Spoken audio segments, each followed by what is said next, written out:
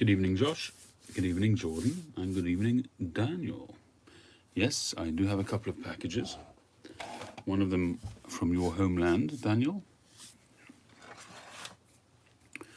And the other one from here in the UK. This one here is from Mike, Briar Blues.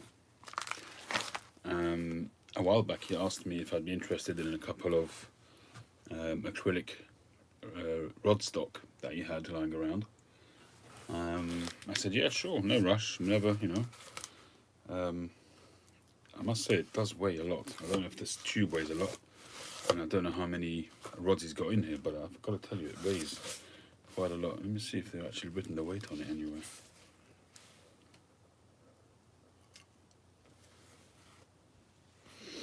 I can't see a weight on it. Anyhow, that's that. We'll open that soon. The second package is this one here. And this one smells awesome. I can smell, it smells like coconut and vanilla. This package is from Dale Piper.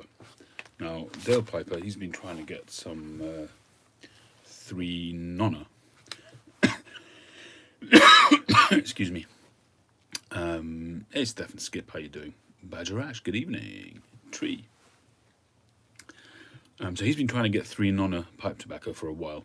And I kind of sniped him I pipped him at the post when Tim, Wolf Valley Boy, sold a few of his tobaccos.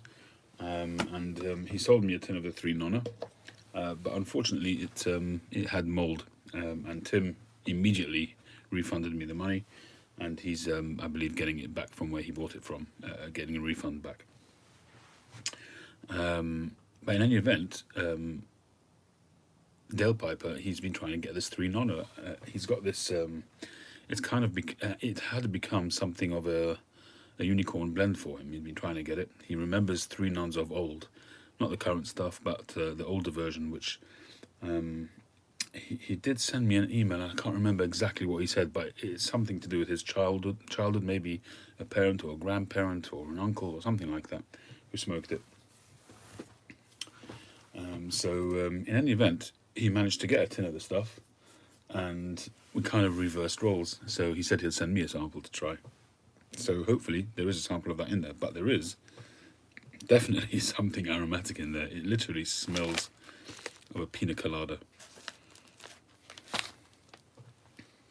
Hey Boris, I haven't loaded the pipe yet today. I have not had a pipe since yesterday afternoon, but in anticipation, obviously I don't smoke on the Sabbath, but nightfall happened tonight at around 10:37, and I haven't yet had a chance. I thought, I'll just leave this package until I do London calling, and I'll smoke one of these that's in here. So that's number one, and so I think I'm going to open that first, so that we can get a pipe loaded. This pipe here has been just an awesome smoker. I made this the other day, decided to keep it for myself, and it's already been put to good use. Had a few bowls through it. It's fantastic. Smokes from the off, it smokes great. Nothing like blowing your own trumpet, right? Alright, so I'm just going to open this package. I'm just not showing it because there's labels all over it.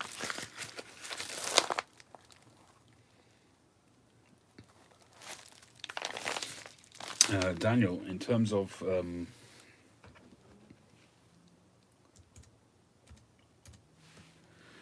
comparison, hey Tony, in terms of a comparison, it's a really good question, Daniel. You've probably heard me mention it a few times in various videos, that I've not really been very inspired by this pipe so far.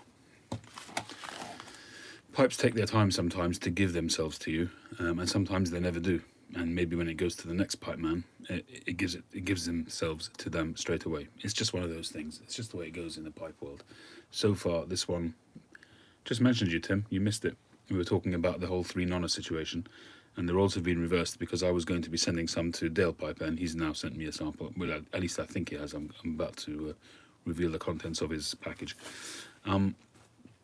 So I'm also gonna give you a bit of a chat about the pipes that Tree sent me, and I brought some. I brought those stummels up here with me, and I brought some stems, and I'm just gonna chat about that as well. And tomorrow, hopefully, if I get a chance, I'll maybe match a stem up to one of those stummels. So this one so far hasn't really worked for me, whereas the pipe of the year one, which is this one here, the Shape 55, was great from the first bowl. So there you go. It's just one of those things, Daniel. We have no control over it at all. Would the tobacco from tonight smoke better than that Radice? I've got no idea. I haven't done it yet. Alright, so let's just empty the contents of this. So we have my own blend 3 Nonna, which is the one we've been talking about. We have, again, my own blend Big Coin. So I'm assuming that's a vapor. Oh, this is the one that smells. This is the my own blend Atlantic. Oh man, that smells great. Then we have a Peter Heinrich Curly Block. Now this one I have not seen before. This is essentially a thick slab of the coin which hasn't been sliced. And that would be interesting to prepare. That is cool. And we have a note. Yeah. Wow, this handwriting is awesome. Reminds me of my grandmother. My grandmother had very, very similar handwriting. When I was in college, my grandmother used to write to me quite often, and often had trouble deciphering it, but this one is written very, very well. Dear Simon, here with a few samples of tobacco we discussed. Sorry for the bag size. It's all I have available at present. No worries at all. I hope you enjoy. Best wishes, John. Awesome. Thank you very much, John.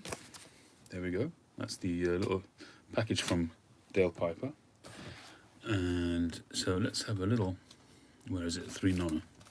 A healthy sample there. Let's have a little whiff.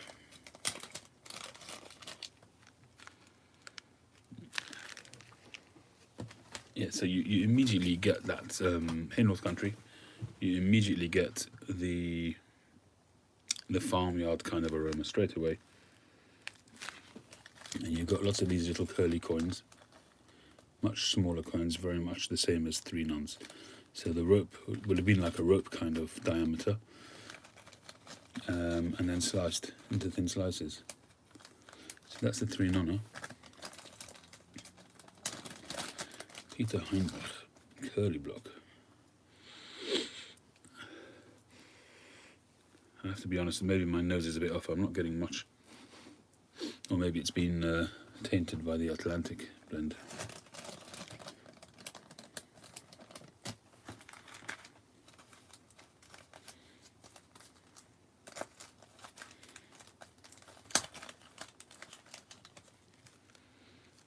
That's got a very, very rich aroma. As I say, it smells just like pina colada. Very, very coconutty, vanilla kind of aroma. And then we have Big Coin, which I'm assuming is my own blend's answer to Bullseye Flake and those of that ilk.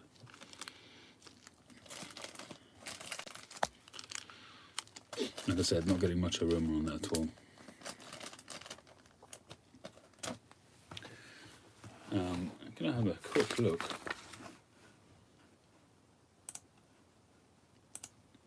My own blend Atlantic.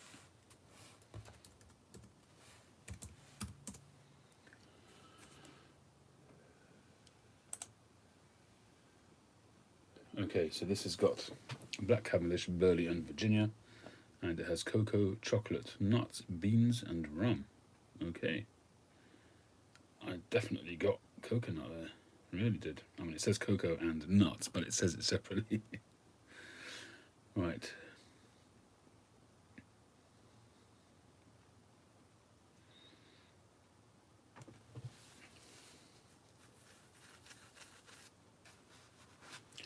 Well, I'm going to give this a try. And what I'm going to do is I'm actually going to take out my Savinelli 606, which I talked about I mentioned on Friday, I think it was, in my drive. I hardly ever smoke the pipe.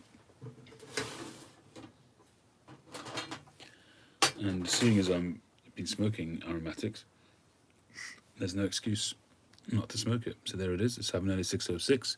This is the St. Nicholas. I think this was 2015. It's a 606. And there's a whole series of in their shapes with this band on it.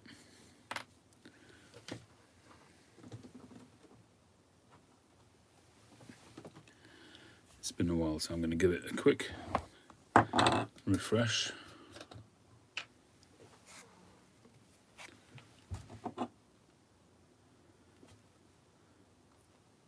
When you do this, you just got to be careful not to get it on the mortise, because then it expands and then you have to wait for it to contract before you can put the stem back in.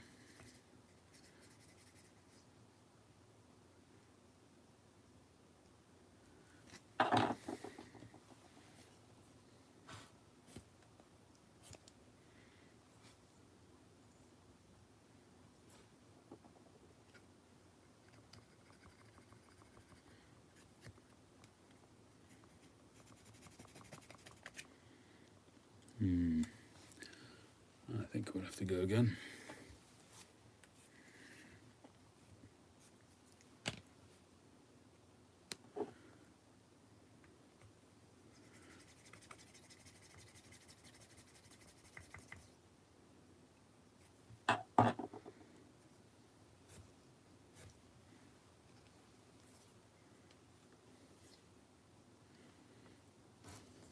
So when you can, use both ends. It pays to be a little bit frugal, because I know that I'm running out of pipe cleaners. I've got to make an order. Ooh, that's pretty dirty still. Like I said, it has been a while.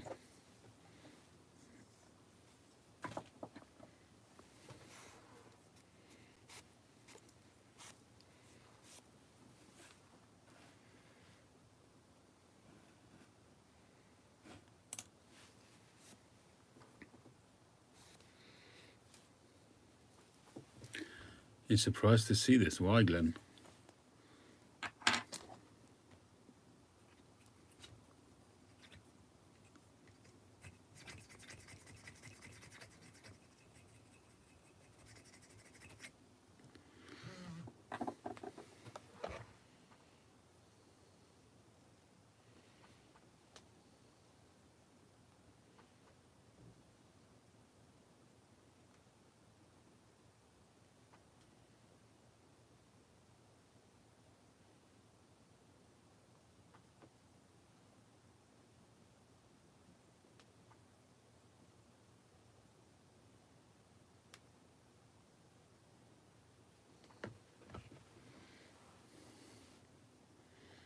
Mouthwash.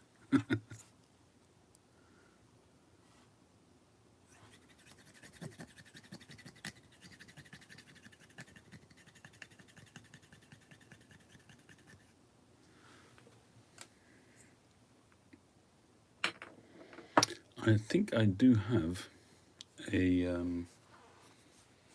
I think I do have some mellow mixture, possibly. I've got something. I think it's actually it's an older version which is not made anymore. It's a pouch.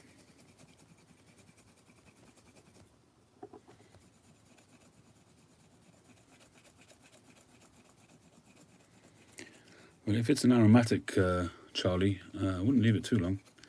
Aromatics don't age that well. It's the Virginias that age. But if it's a light aromatic and it's mainly Virginia, then it should be okay.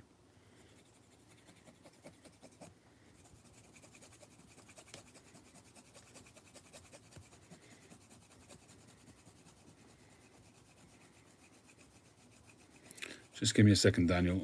I'll answer your messages in a minute. I just want to get this done.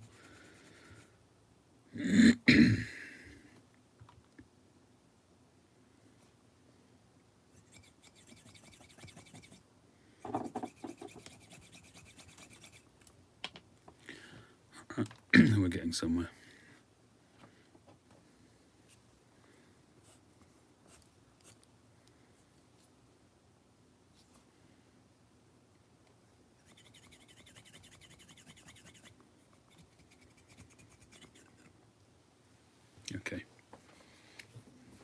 let that dry for a second.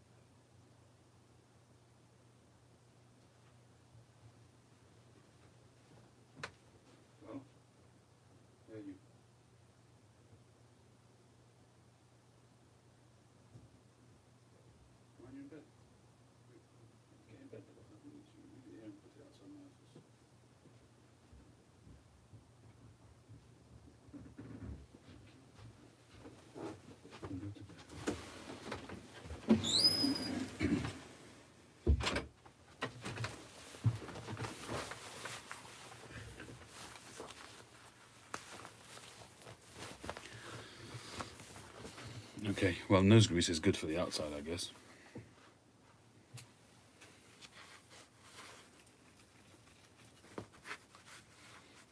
Okie dokie.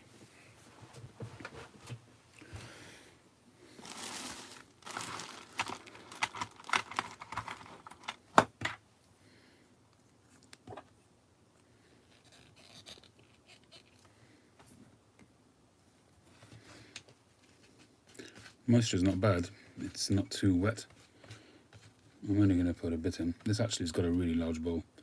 The 606 doesn't look so big, but it's cavernous inside. I don't know if they have some way of making the bowl wider than the top over here, whether it's possible to be wider the inside. It certainly seems that way.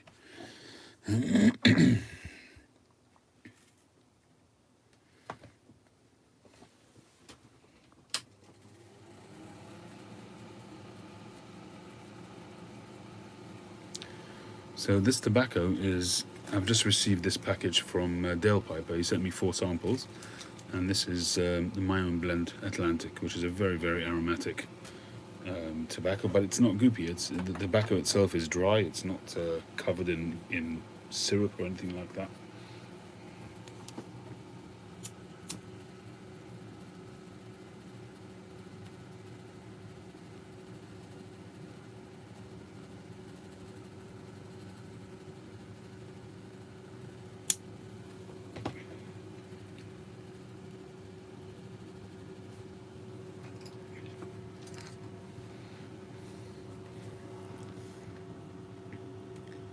It's been a good while since I've smoked this pipe.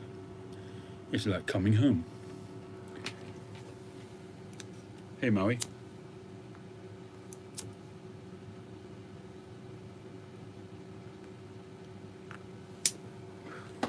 As I've mentioned many a time, ad nauseum, this is the second pipe I ever bought.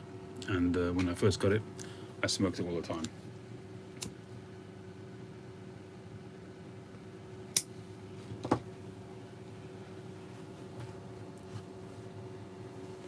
My favourite McClelland blend, well,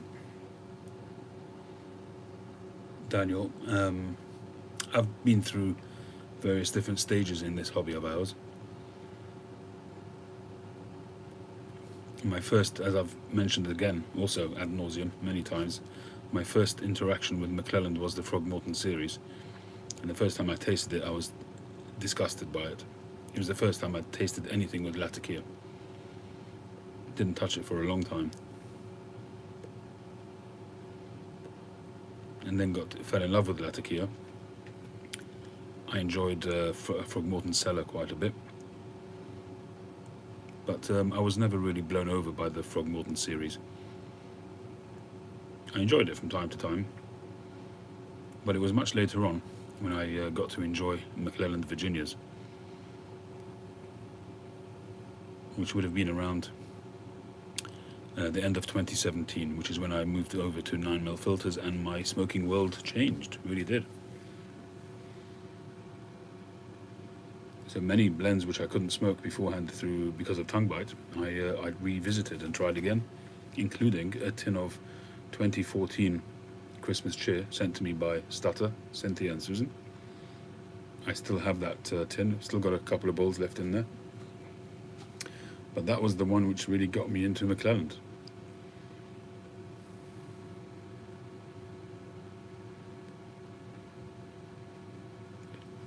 The main difference between Frogmorton and Northwoods, well, it depends which Frogmorton you're talking about. But Frogmorton cellar has that stave, that whiskey barrel stave, so it had a bit of a bourbon kind of flavour to it, in addition to the Latakia. I do still have Frogmorton. I've got, I think, a bit of most of the Frogmorton series. Not a great deal, but I might have a couple of tins of cellar. I've got a 100-gram old tin of On the Town.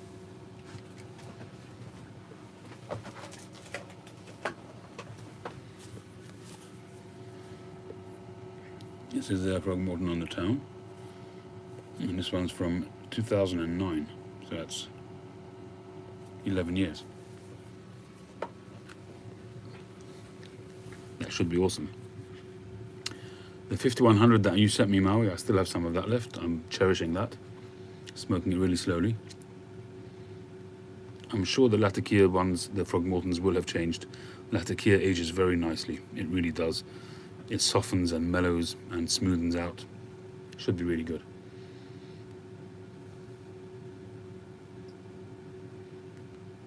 Tropical night in Finland, good for you, Boris. Hey Paul. Hey One Noggin. Hey Juicy J. Alright, so let me go back and see what, I know Daniel asked a few questions. Hey Jeffrey. North Country Fisher, just seen your message about your pipe cleaners. These ones are a mixture of some which are really anemic. So that one's really anemic, but there are some. I try to keep a selection for different purposes, and this one's a little bit more suitable to my girth. So you can see the difference. Keira Knightley, Simon.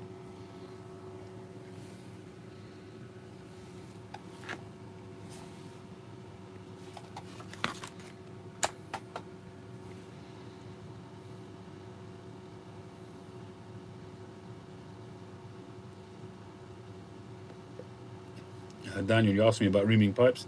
I don't need to ream my pipes. I don't smoke them to the extent that they literally get a really thick cake. So far, I don't think I've ever reamed a pipe yet.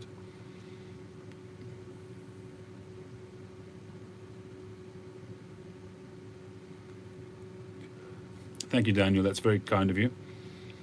But it's just not worth sending it because the cost of the mill is just so high and extravagant. And I've got no shortage of Virginias. But it's very, very kind of you to offer. You know, the cost of sending that is going to be probably something like $15-20 for a sample. It's just, you could do it if you want, but I just really wouldn't like you to. Yeah, Voodooed, same problem. Well, I don't have that many that I smoke on a regular basis, but even though I'm fairly sort of concise with my rotation, there's probably, you know, something like 10 pipes or so that get smoked all the time, and the rest are every so often.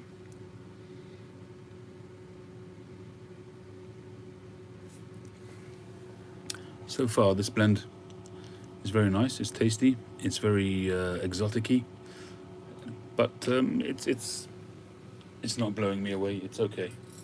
It's a nice enough blend. It's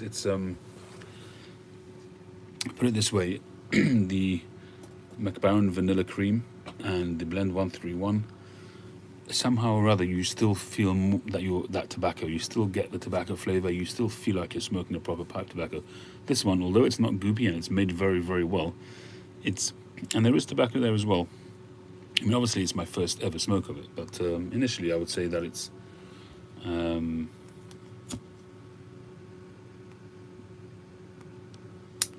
fairly generic, and that's not a bad thing. I mean, it does it well. You know these tobaccos where you get a bit of vanilla, a bit of caramel, a bit of coconut, and a bit of everything that's sweet, a bit of chocolate. It's one of those. That's what it tastes like to me. But it does it better than most. It's just that's not my favorite flavor profile. This is Paul. This is Sun Bear, and a very, very nice blend, even though it has burley in it. And that's what I've got left. But I really like that blend. I especially like the first half of the bowl with that blend. It's got a really nice honey flavour to it.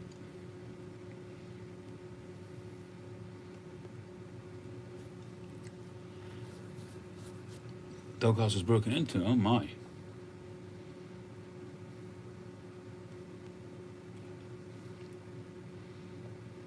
Did I ever have a problem with tobacco tasting bitter? Is it any tobacco? Is it always in the same pipe? You got to give me a bit more information, North Country.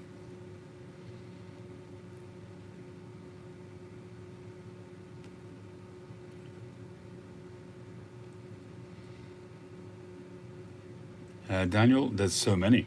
Depends what you're looking for. If you're looking for a really rich flavour and but good quality, I can't recommend this enough. Solani Blend 131. It's got a bit of a whiskey flavour to it. Well, quite a lot of a whiskey flavour to it. And this one I haven't yet given it my full attention, but I've started. It's a vanilla cream. It was really enjoyable. It didn't hit me like the 131 has hit me, but it's still, nevertheless, it's enjoyable. And if you want something really a light aromatic but still a good quality Virginia tobacco, you can't go wrong with Orlick Golden Sliced or Erinmore. Evening, Andrew. How are you?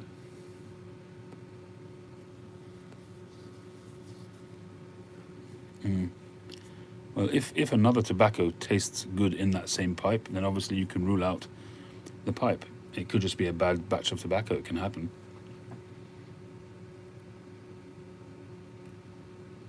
I don't really know much about the Kramer's blends. I've got one or two of them. I've got the couple of the famous ones. Father Dempsey, I think I've got a tin of, possibly. Again, I haven't really given them enough time to get to know them yet.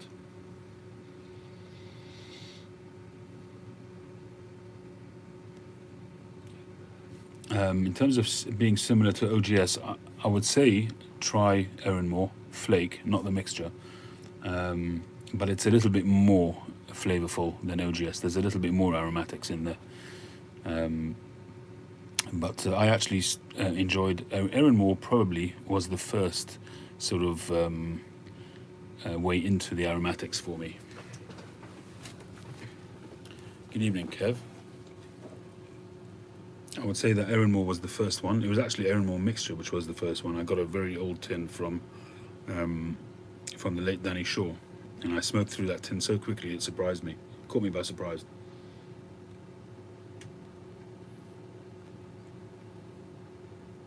And then I preferred the flake after I tried the flake version. So I've enjoyed Erinmore, and I still do.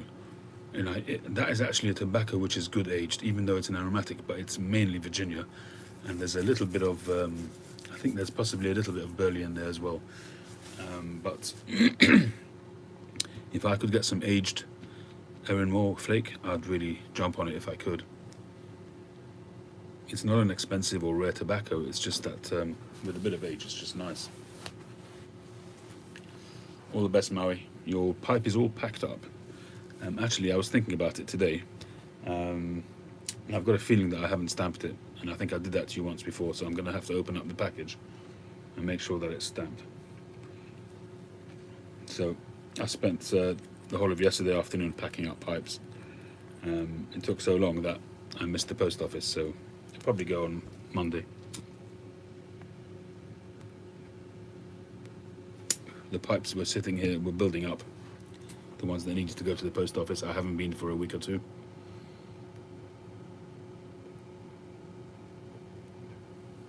It's probably about 20 pipes I need to send out.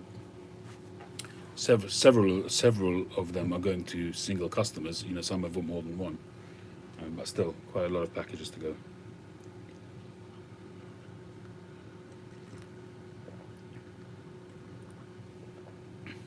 I've got one particular customer who as I was going through them, I surprised myself. Actually bought 8 pipes. I think I'm going to have to split that into 2.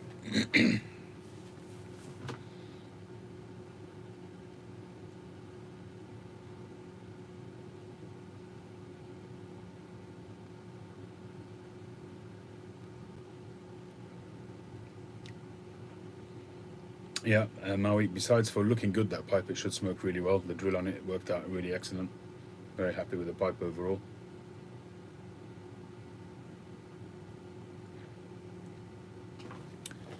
I never had a problem with the shrink wrap. To me, it actually worked really well. I just couldn't be bothered with it, so I just smoked the pipes as they're meant to be smoked. But it depends how many times you've smoked it with a shrink wrap. It could be that there's some saliva or something which has gone a bit rank. Good night, Badger. Thanks for joining.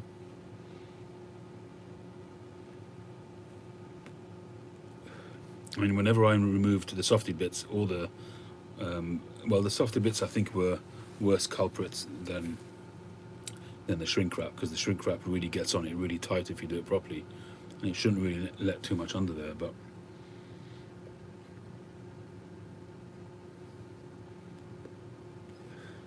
it depends. As I say, if it's only that tobacco, then it's not the pipe, it's not the shrink wrap, it's not anything. It's the tobacco.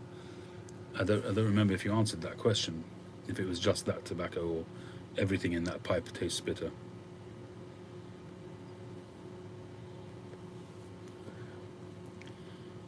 If it's the first time ever, this may sound weird. You never know. You could have got a little bug in there, something which you, as it burnt, it got bitter. It's just weird. You just have to see if it happens again, really.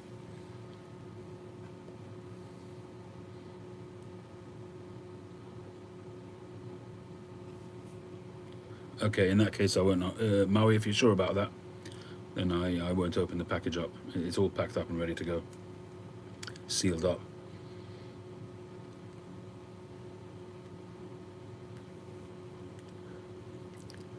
Yeah, just try another tobacco there, North Country.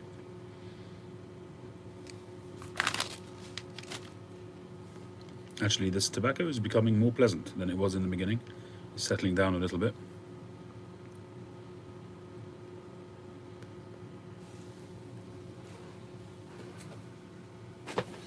Alright, so should we open up Mike's package? Or should we move to Trees pipes?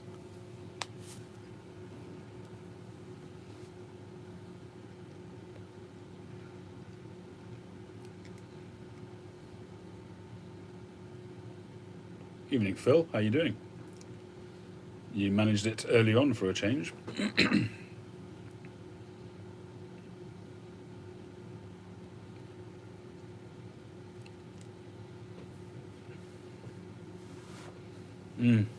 We've had that here as well, Phil. We had a really hot week this week, and the weather broke Friday afternoon.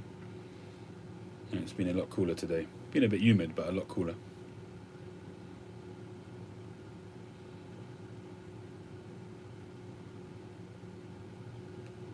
I've heard that people use Carter Hall as a good cleanser.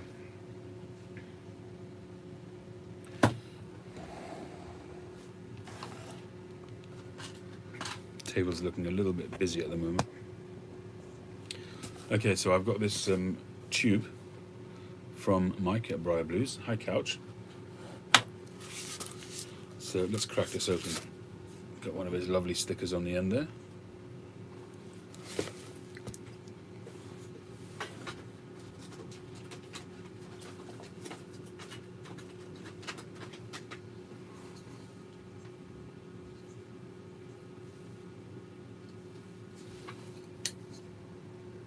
Lovely knife.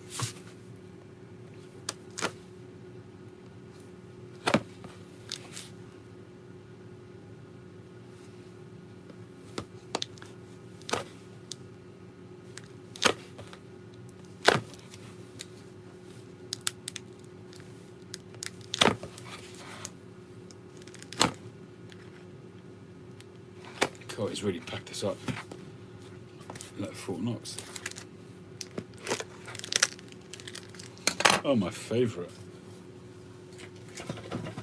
Peanuts. Don't you just love peanuts? Oh wow, look at this. No wonder it weighs a ton. This is like a faux ivory. Very, very long stem block. That's plain white actually. He did say it was white. I've not had a huge amount of success with square stock till now, so far. And I'm getting these peanuts everywhere. Oh, sent me some stems as well by the looks of it. So that's the second one, a nice swirly blue block there.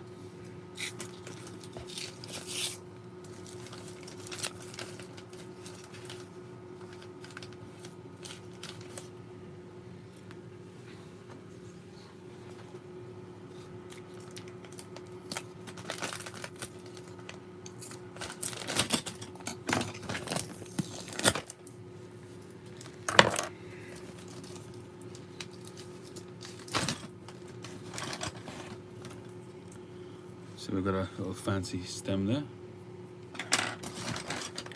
Another fancy stem. Another one. I think Mike's trying to tell me something, that I should be doing some non-filtered pipes. So these ones are actually, they're not army mounts. They're actually normal tenons, just made to look like an army mount.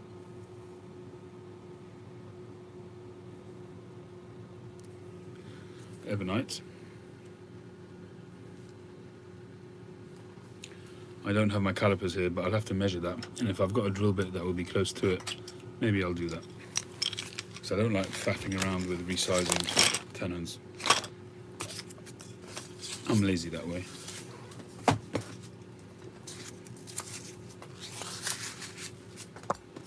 Let's get rid of these peanuts.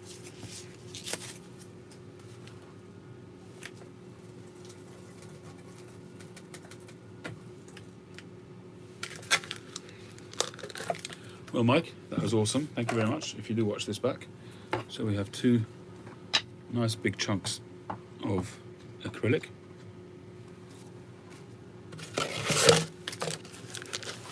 So we'll get those off to the workshop pronto. I'm not sure if I didn't go into the workshop this evening. My back's been playing up. I've actually been struggling walking today, but hopefully tomorrow we'll feel a bit better.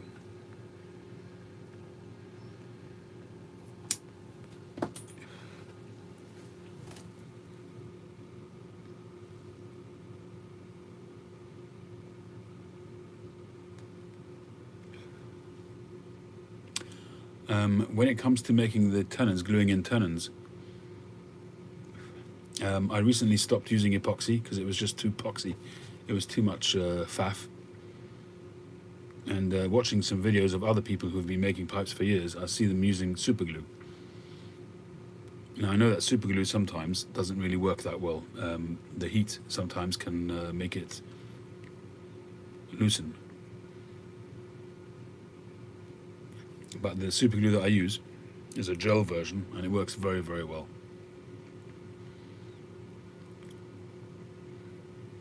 And it works, once I glue it, I will leave it for about 10-15 minutes, just enough so that if I do need to put it into the mortise for sanding or whatever to have it lined up with the shank, it's usually good enough by then. It's every so often one will come out, the tenon will come out and be a bit of a nightmare to get it out of the mortise, but generally speaking that's enough. And once I've got it into the mortise, I leave it there for as long as I can. And then by the time I've taken it off the lathe and I'm ready to do sanding, it's usually fine. But by the time the customer gets it, for sure, it's not a problem.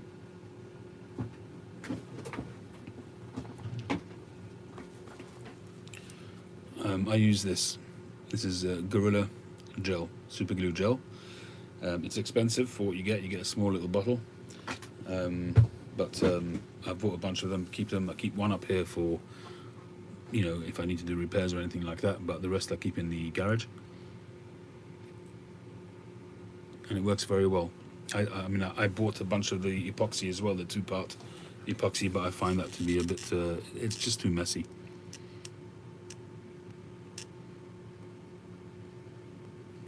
And I've been using the super glue for quite a while now. Thank God I've never had any issues with it.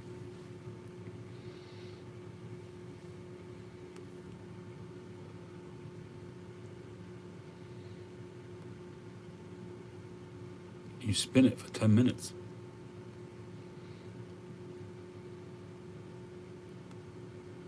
How does spinning do anything to that, Phil?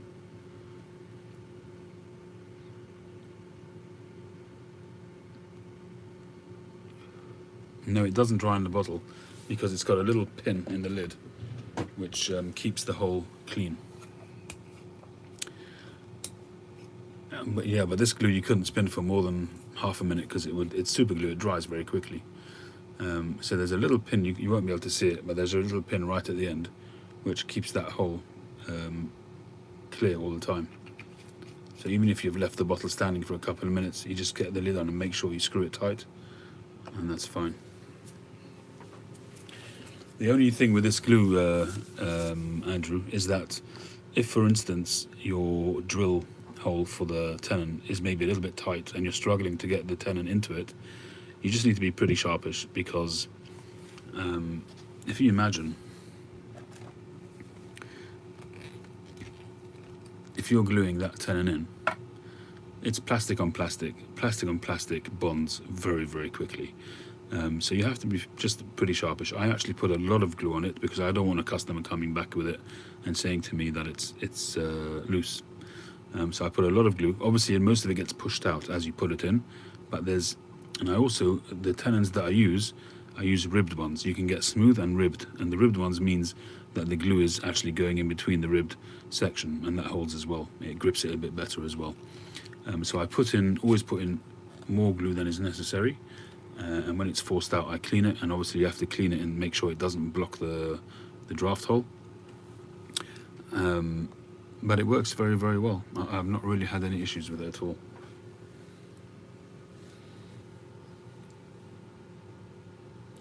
Cobblestone tobacco, never heard of it. Yeah, you could buy them if you, the company that I've told you about, they should have them.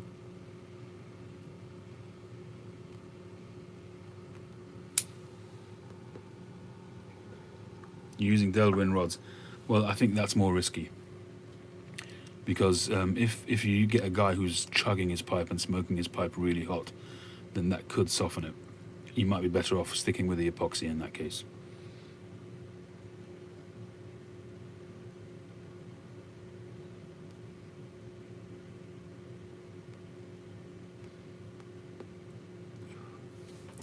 Cut a vertical on opposite sides with a hacksaw blade to keep from spinning.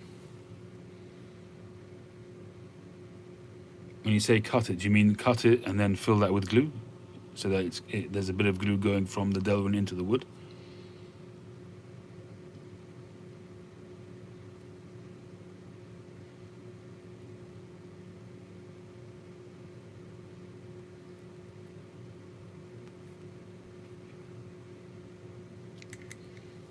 Night, Steph and Skip.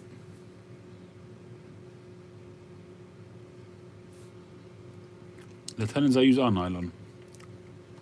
Well, it's basically plastic, same kind of thing. But the shanks I don't do. Here's a good example of nylon, Teflon, probably, tenon. This is a Paul Menard pipe.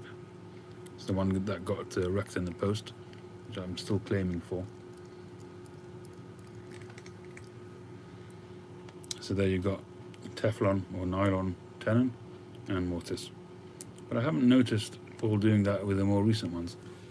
And I should imagine it's a hassle to get that mortise really accurately bored into the briar.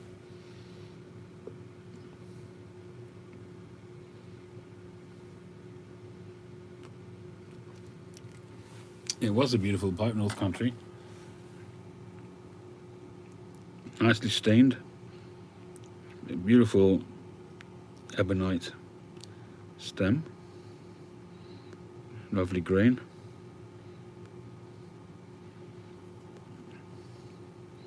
But damaged in the post.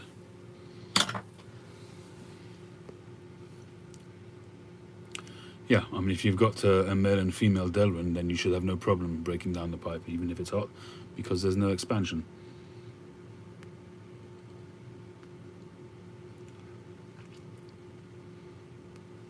I need to wet my whistle. Cheers, everybody.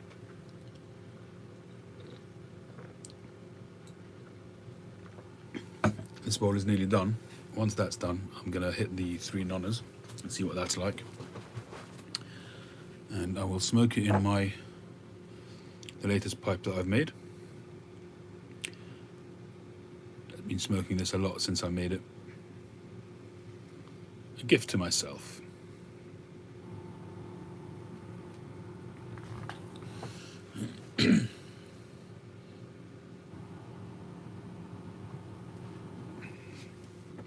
Is that because it's got a petroleum content, Phil?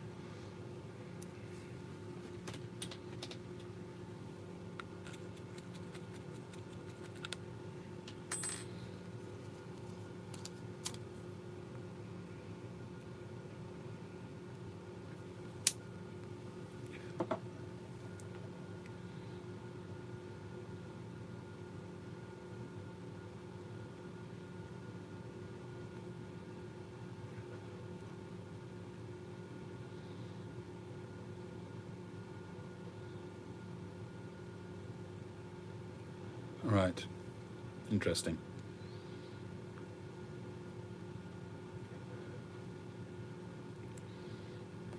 I've got to be honest, my methods are fairly traditional, fairly basic, and I like it that way. To be perfectly honest, I think the more fuss that goes into it, just gives you more chance of wrecking the pipe. Of course, if you get it right, then it's great, and all the great pipe makers out there, they go through all that fuss, and that's what gets them, I suppose, what makes them a cut above.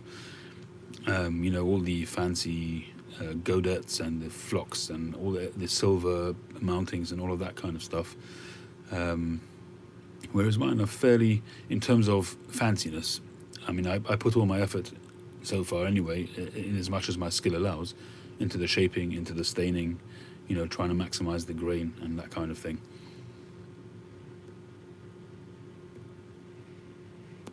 And they seem to smoke well.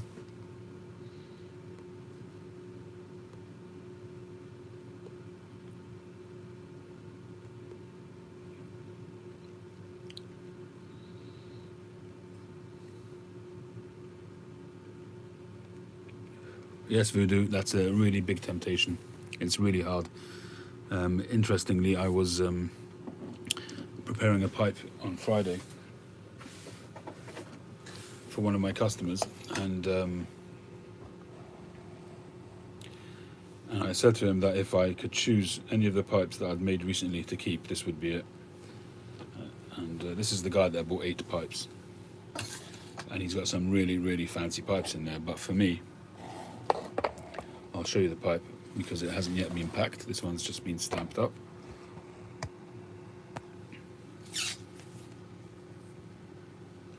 I just love the grain on this pipe.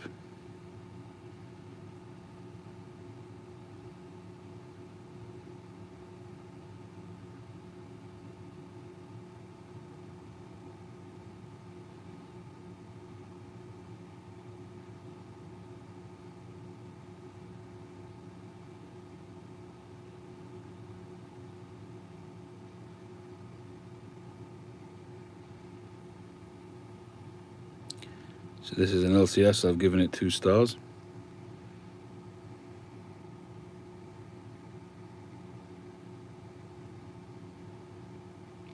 It's got a faded in stain. Yeah, it's really got a really diverse grain pattern on this pipe. There's a little bit of everything. There's a bit of sort of cross there. There's a bit of, well, horizontal straight grain, if you like, cross grain. But this, just the whole way, I just love it. It's almost like a little bush, and you've got little strands of bird's eye coming off the branches. And it's just mesmerizing. I could get lost in this piece of briar. And I said as much to the guy. And he said, do you not want to sell it? So I said, no, I wasn't trying to say that. I was just trying to impress upon you how great this pipe is. But if I had a half a chance, I would keep it. And he wanted originally, the order was for this pipe, he wanted a copy of this pipe.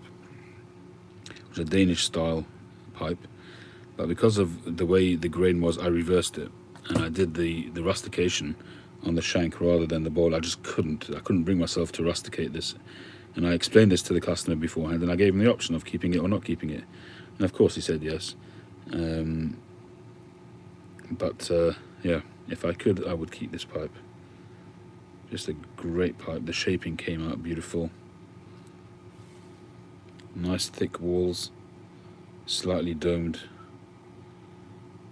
Just a great pipe all around.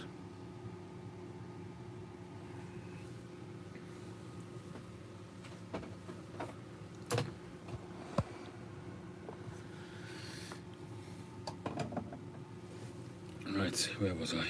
Let's light this pipe again.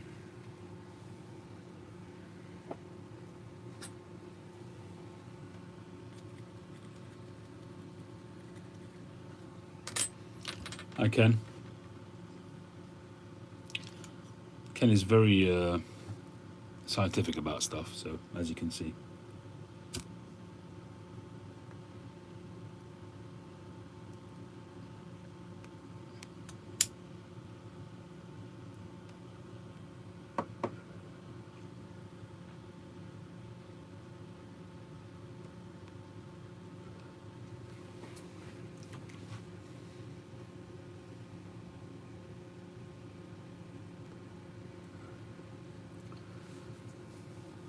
Yeah, Philip, absolutely. Everybody's got their own opinion about stuff.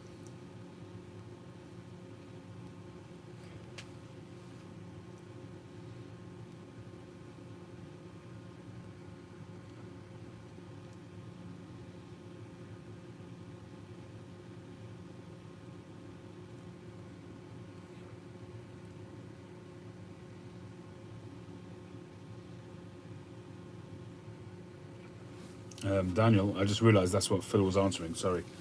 You know, Phil was actually one of the guys who was very, gave me great advice at the beginning, and still does. I'm still really new, so I'm learning all the time. But I would agree with that, Voodoo. I find the billiard a hard shape to do. The Prince, I think, is a hard shape as well. I've done a couple of Princes, but the standout one that I've done so far went to Mike at Briar Blues. That one came out awesome, in my opinion, anyway.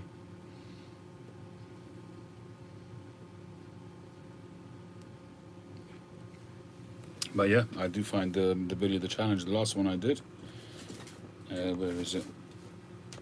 And, you know, most people wouldn't call it a classic billiard shape.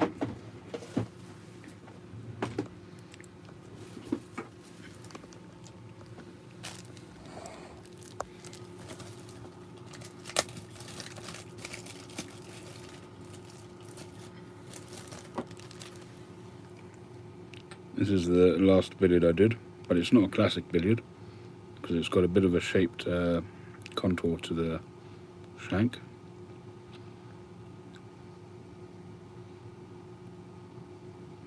It's a billiard of sorts. Dimensions may not be classic, but it's that kind of style.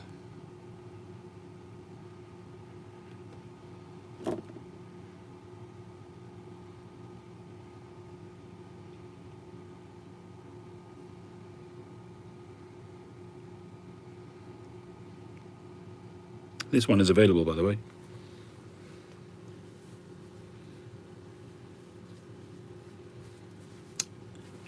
Hey, Bearded Gnome Joe.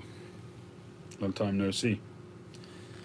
It's got the foundations of a billiard, but it's not a billiard. I mean, you could even call this, well, It's a billiard of sorts. It's a billiard with interpretations, or a billiard with differences.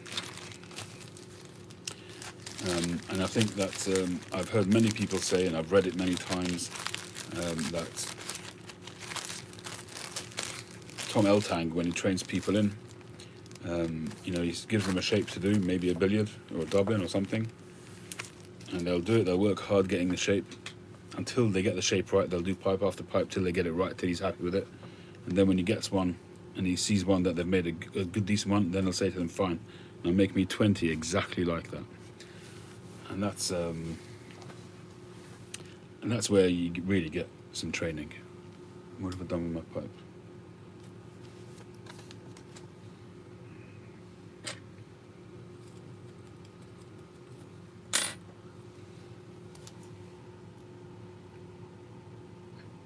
Yeah, absolutely, Phil. All of that stuff. I mean, I've seen all of that, and I've read it. I've seen the charts of the shape, but the bit of forward cant, the actual measurement of, I think on the billiard, if I'm not mistaken, the height of the ball is the same as the length of the shank. If I'm not mistaken, on the billiard, or very close to it. Very, very slight forward cant on the bowl, and then you've got, I think the back side of the bowl is curved a little bit more than the front side. That kind of stuff.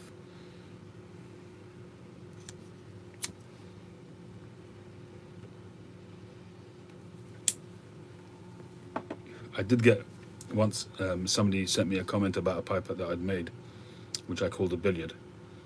And he had quite a go at me and said, "No, that's not a billiard. The billiard has to be this, this, this, this, and this." I don't really care. If I make a pipe which is nice, smokes well, looks good, and the customer's happy with it, that's all I want. If I can make something which is a particular shape, at least it's got a foundation of a particular shape, all the better. But if you're going to get hung up about being constrained to certain criteria, and if you don't hit the mark every single time, you're going to dump the pipe, I haven't got time for that.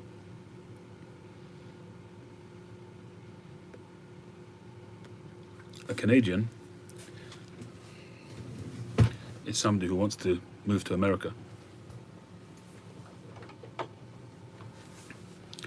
Just kidding. Okay, there's a Canadian. This is a Northern Briars Canadian.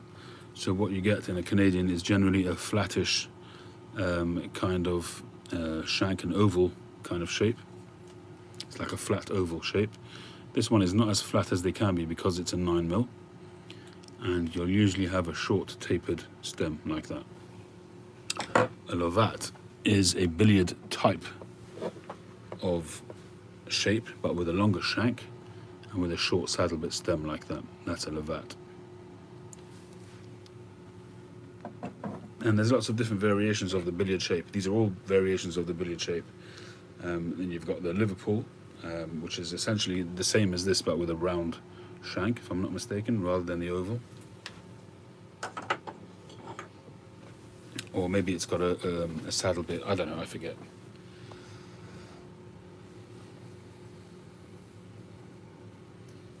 OCD, how you doing? I knew I'd get all the Canadians piping up.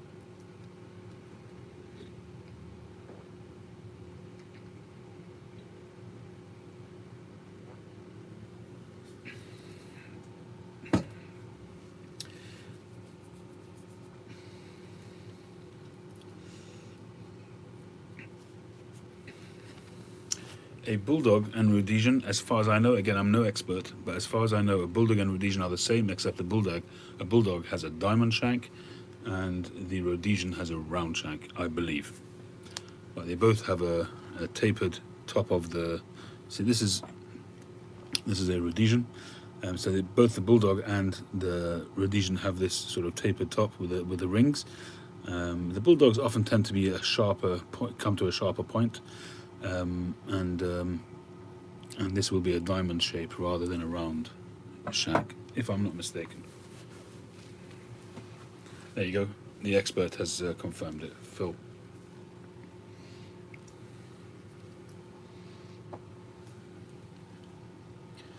Yeah, that's a Northern Briars Lovat, and I've got a series, hopefully a 7-day set in the making, exactly the same but just different shapes. So the same finish, the same ring, the same stem. So my next one I should be getting next week. It's been pushed off a couple of times. And in fact, the pipe that I wrecked last week, you guys may have seen the video. Thankfully, it's arrived at Northern Briars, and he's happy that he can do something with it. So I'm really excited about that. Yeah, I would agree. Levats are great.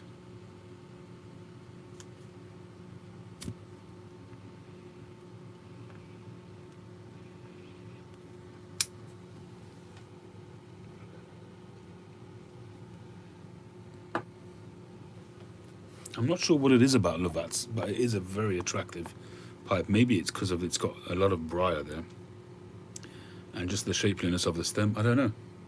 I don't know what it is, but it is an attractive shape. A round Dijon indeed.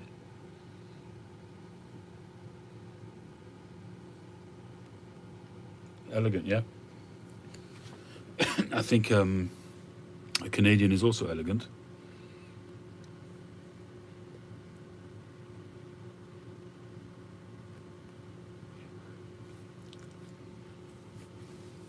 Yeah, that sounds good. Maybe I'll have to try that.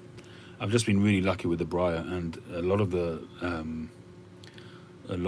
so the Lumberman I think is the oval shank but with a saddle bit stem. So essentially a Canadian but with a saddle bit rather than a tapered bit. I might be wrong on that. Cheers, OCD.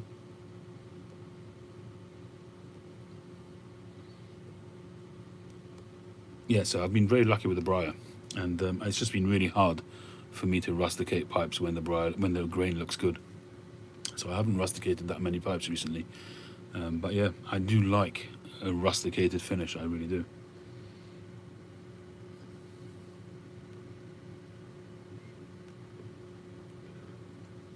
I don't know the answer to that, Daniel. Which sells the most, Billiard or Bulldog? I would hazard a guess and say Billiard. If you asked me the question 30 or 40 years ago, I would definitely say Billiard. Nowadays, I don't know.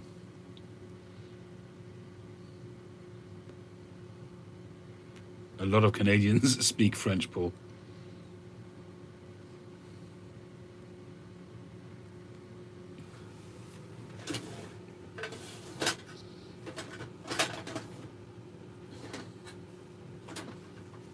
This is a pipe that I want to convert, but I've just got to have the guts to do it.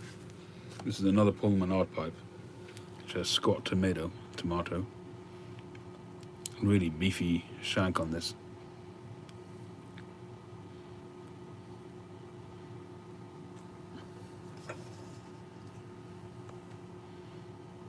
Yeah, Grobnob.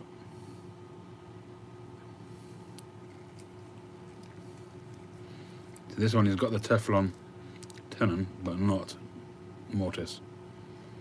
And as I say, I've just got to be brave enough to convert this one, because it's a shame it's not being smoked. It's a lovely pipe, fantastic grain on it, a beautiful stem.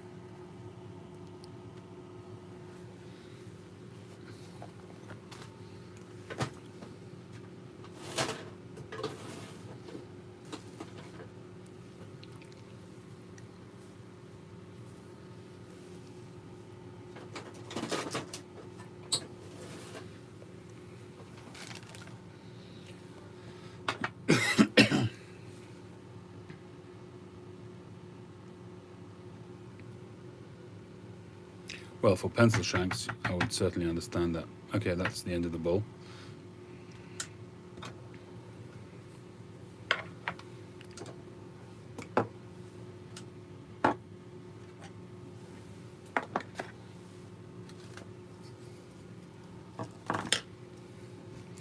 Alright, so I did say I would try the Three Nonnas,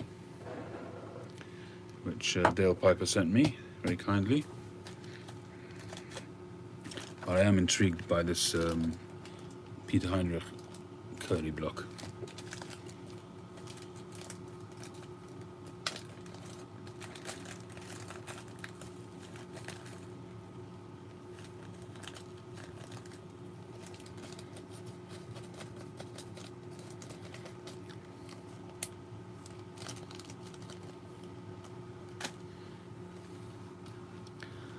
I don't know, Paul.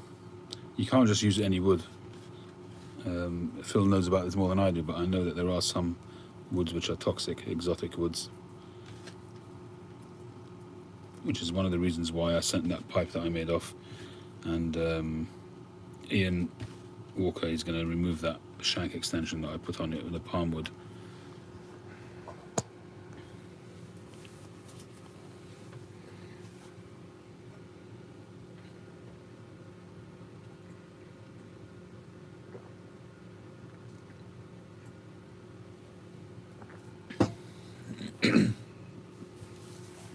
I don't think it's a matter of knowing which one to use. You just use the ones which you can get, or the ones which you feel give you the nicest results.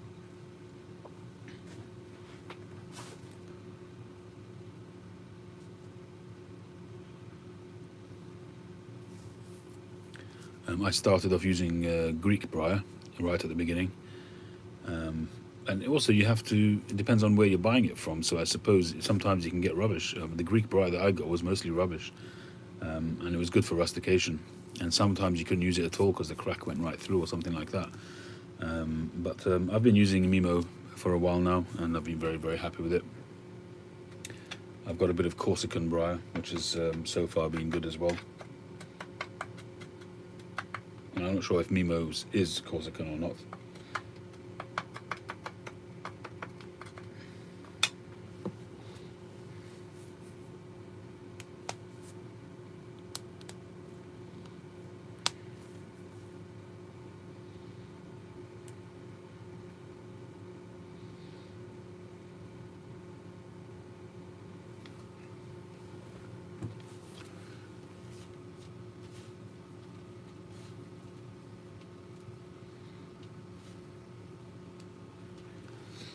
I mean, I read up a lot about the old carvers, from 20, 30 years ago, the Eversons and Bo Nord and these kind of guys, and they all seem to have gotten their briar from the same place and paid a lot of money for it.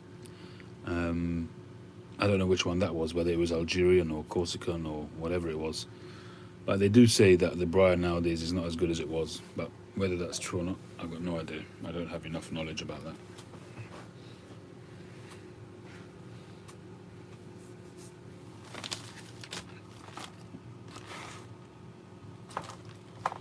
You can grow briar like anything else, but you'd have to be very patient to get a bulb big enough for you to use.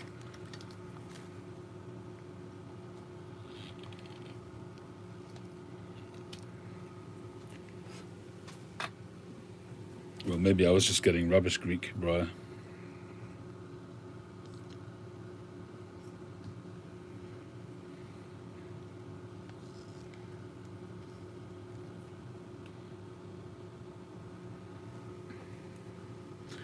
Actually got a very nice plateau as well, this one.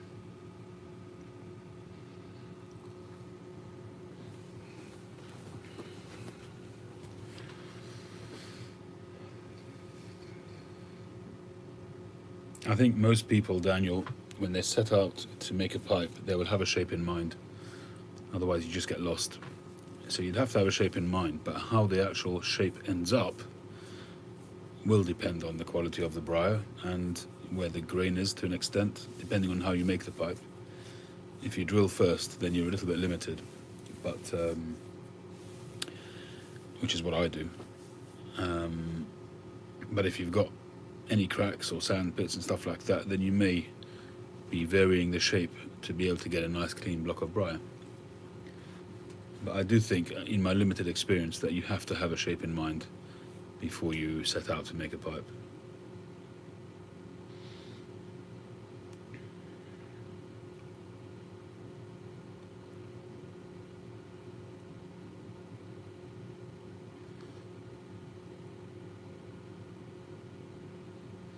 Even a freehand, a freehand, as I understand it, is just not a classic shape. You're not bound by constraints of particular dimensions and shape lines.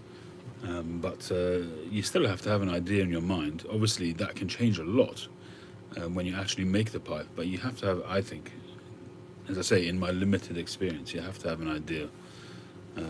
I've read, people like the Eversons, they'll have a block of briar which will sit on their desk for years till they've worked out what shape they want to make it out of that piece of briar.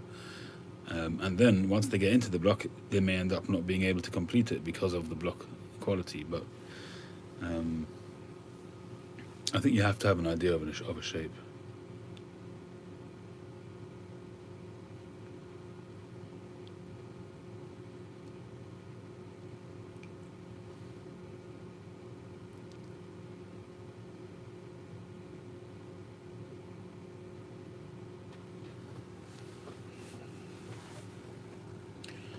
Yeah, I mean, obviously, Philip. I mean, you were one of the guys that told me, and what's his name? Also, Bullfrog Pipes told me as well that, most guys start off with freehand shapes because there's no constraints. But at some point, you have to start moving towards more classical shapes to be able to really develop your skill. And that's definitely, I would agree, 100%. It's definitely easier to make a freehand pipe, but trying to make a billiard, one stroke wrong and you've wrecked the shape, possibly.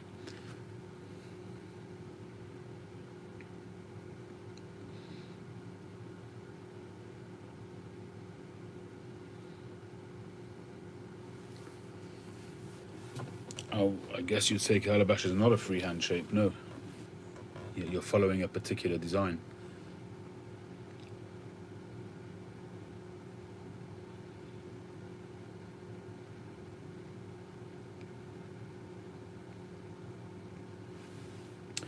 All right, what's the time? Oh, wow, it's 25 past 1 already. Okay, I just wanted to show you pipe trees, pipes that he sent me a couple of stummels. He sent me a few stummels. I cleaned one of them up and sent it back to him. But he sent me a few, but the two main ones that I want to look at are a couple of Barling. I don't know which stage of Barlings these are. I know people talk about transition Barlings and pre-transition and all that kind of stuff. I don't know enough about that. But he sent me two stummels. So this one here, it says Barling, London, England. Presumably that writing, the style of writing will mean something to somebody. But what means something to me is just the quality of the grain on this. The bird's eye there is just amazing. Bit of cross grain and some more bird's eye there. Very tight bird's eye. And then there's a straight one, which is an apple. Same kind of idea on the grain. Look at the structure of that. Amazing.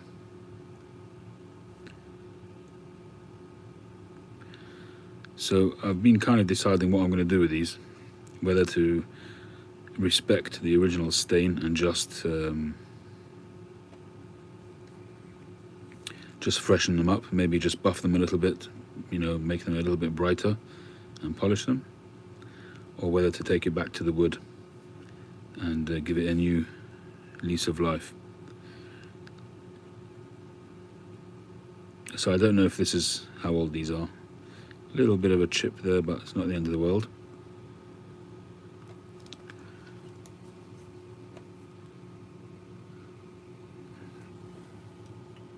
So in terms of stems, again, I could go with ebonite.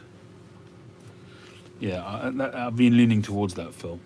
I could go to just a basic straight ebonite stem, which would have been what was on there originally. Or I can go with a colourful acrylic stem, which again will be a departure from its original state. These are actually quite big pipes. And I think this one looks like it's been reamed at some point.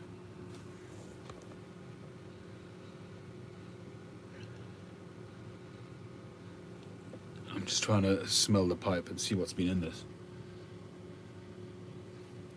It's interesting. This one, it smells of snuff. Hey, Chad.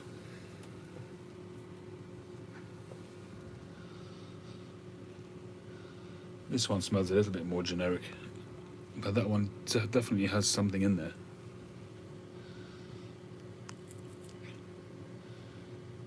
it really does smell of a classic snuff. It's got a little bit of a brightness to it.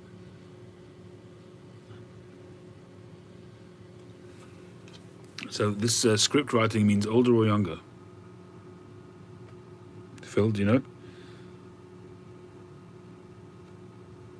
Could be Orientals, yeah, could be.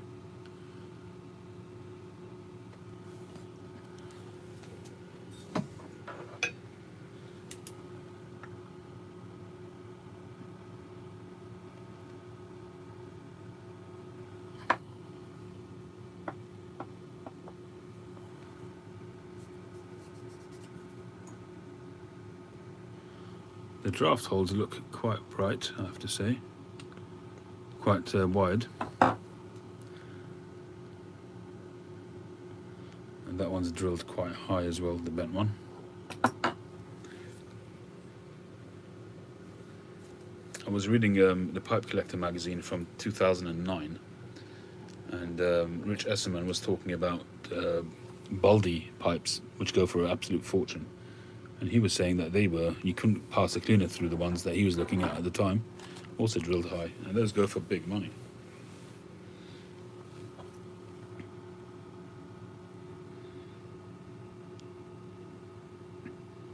What do you mean that's close? I'm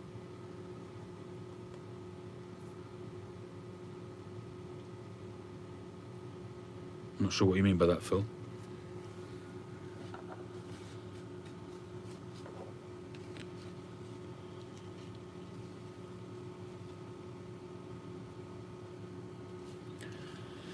I have had a hankering for S-Bang pipes.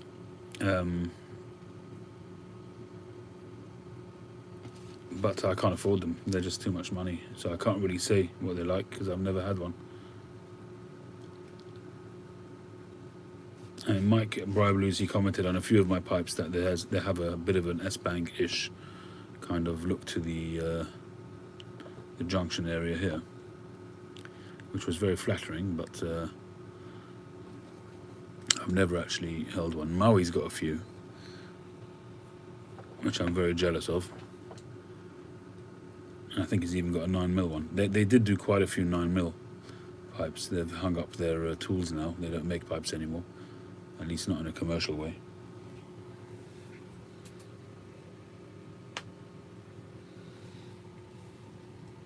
The Wally Frank that I gave you, Tree?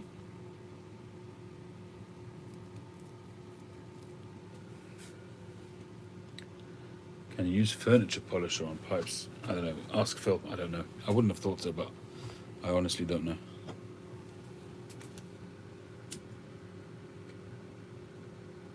Chad gave you. Cool.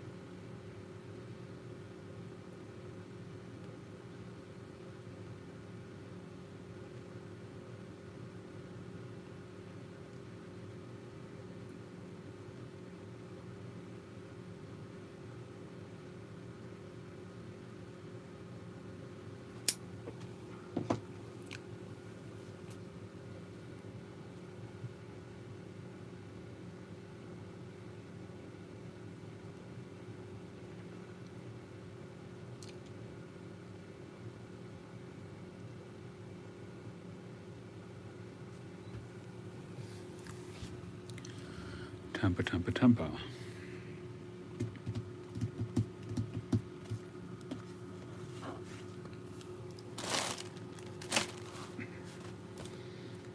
Sure, it's right in front of me. Well, we'll have to use one of Jordan's.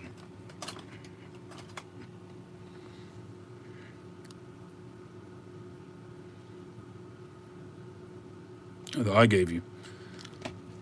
Good, I'm glad you're enjoying it.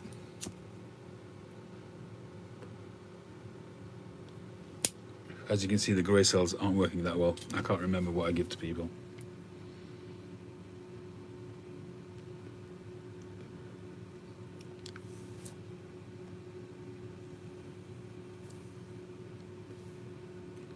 So this is 3 Nonnas. It's supposed to be based on the original 3 Nuns tobacco.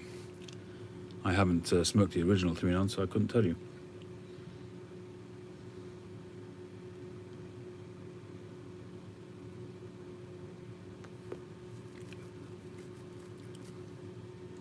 Yeah, it was good. I hope it's going okay. I hope that's smoking well, Tree, the one I sent you back.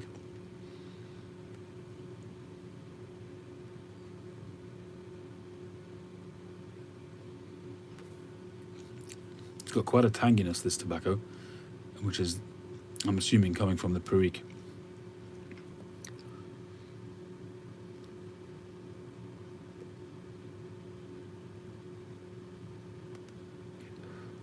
I've got a, I've had some Mastercraft pipes. I've got a Brigham which I've never smoked with one of those Brigham filters. I don't think I've ever had a yellow bowl. Now, the yellow bowls are the ones which were pre-coated with honey or something like that, hence the title.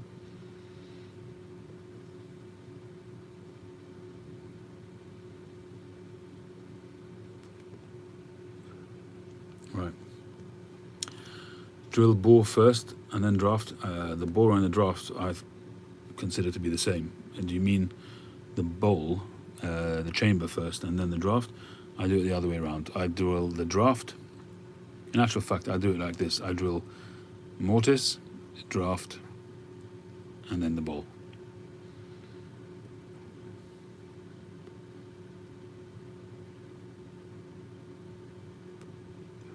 I know some people do it, the draft first and then the mortise, so they can line it up once they've done the drill.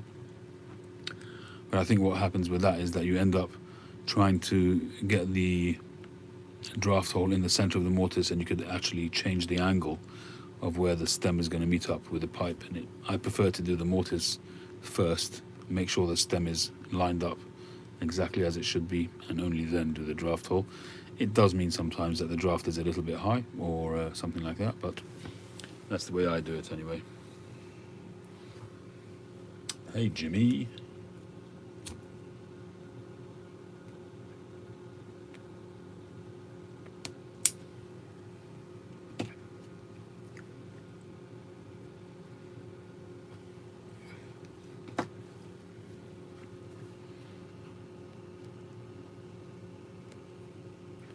Problem is that I've smoked so much stuff in this pipe that I'm probably not getting it very clear, because I've smoked blend 131, the whiskey tobacco, so that's got quite a strong aroma to it, so it may even leave a little bit of a ghosting in there. So although I haven't smoked it enough to leave a ghosting, but it's certainly, I think, having an effect on the tastes that I'm getting of this Three Nonnas.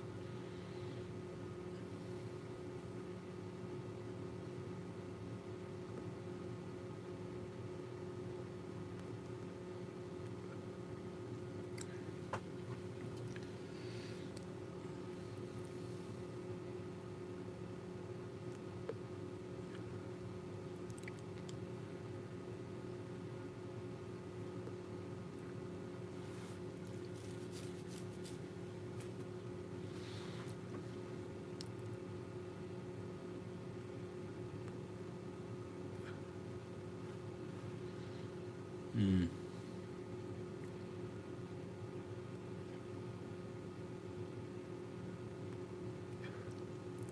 Oh, I see what you mean. You insert a steel rod, and when you feel it catching as you're drilling the chamber, I hear what you're saying.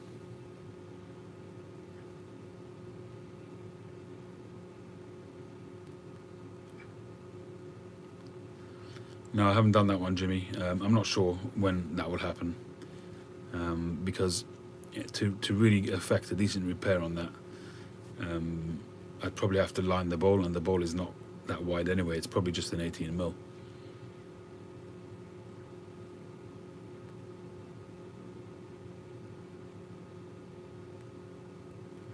Okay, so I do something similar, Phil, but without.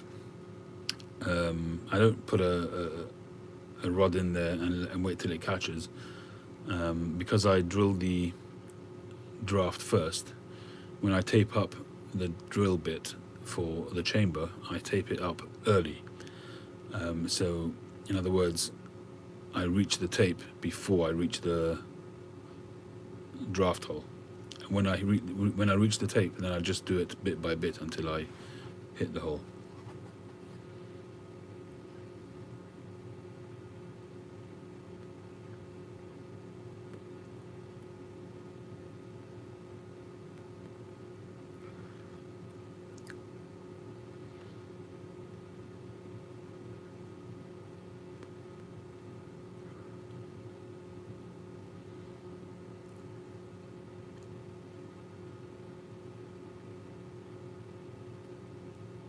What size board do you use, Phil, on your draft hole?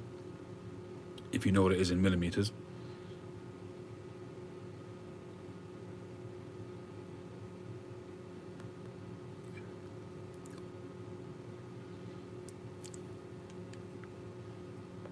Oh no, no, no!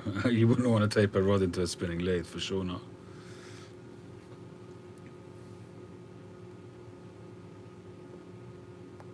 Right. Okay. So I use a 4mm.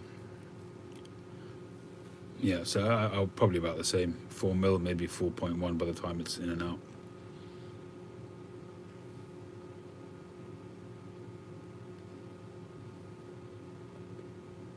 What do you think of Rick Newcomb's oft shared principle of making his between 4.3 and 4.7mm? Have you tried that?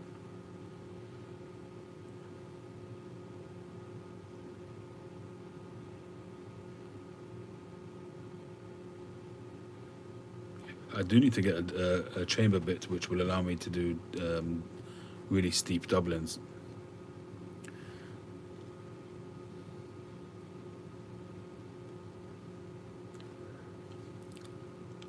The Dublin pipes, which have a very sort of very deep sort of a very acute slant. I just need to get. I tend to use my narrowest bit for that, but I'd much rather be able to have a V shape. I suppose it would depend how far off the draft hole is, but I've made a handful of pipes which the draft hole has been slightly off and no issues whatsoever. This pipe here, the draft hole is slightly off, and it smokes fantastically well. I've got no issues at all. And this particular pipe,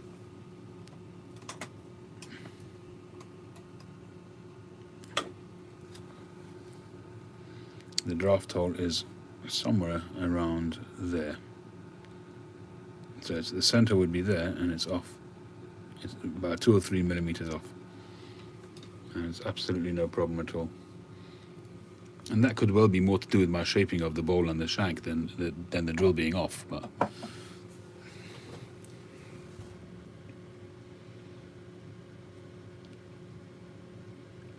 I would like to be able to do that, Phil, to profile my own bits. I've got a couple of drill bits which I would like to be able to do that with.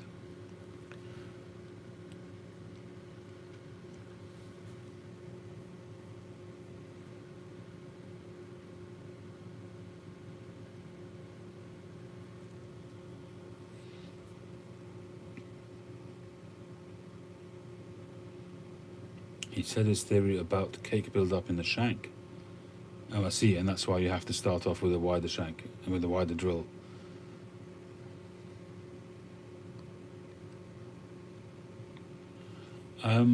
JBN, I wouldn't say that I was handy in particular with woodwork. I'm sort of mildly handy around the house with pretty much most things, but I never got to a stage where, for instance, I had no problem putting a cupboard together, building shelves and that kind of thing. Certainly from flat packs, the type of thing where I didn't really have to follow instructions. Really fairly basic stuff. I very rarely built things from scratch. I built a couple of what do you call them? The podium, the dice thing where the speaker stands on these. I built a couple of those out of wood.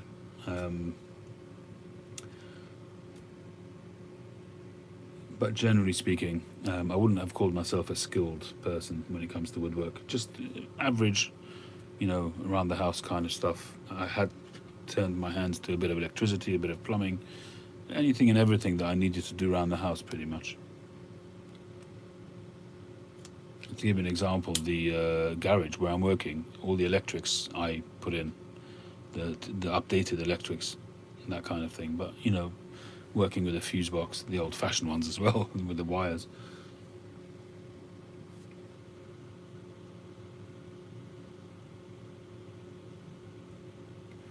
Uh, 149 is all packed up and ready to go. That should be going on Monday or Tuesday, all being well.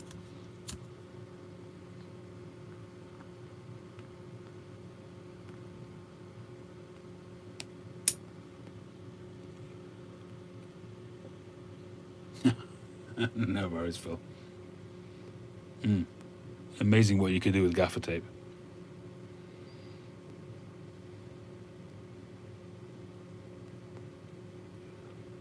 Well, what tobacco do you smoke the most, Grobnob? Duct tape, yeah, same kind of thing.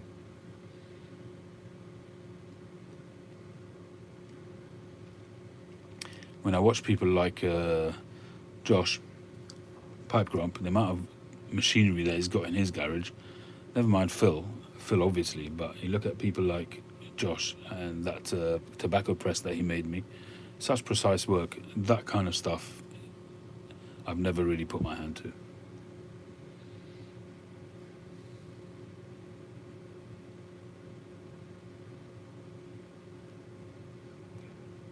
You got lucky. That's very humble of you to say.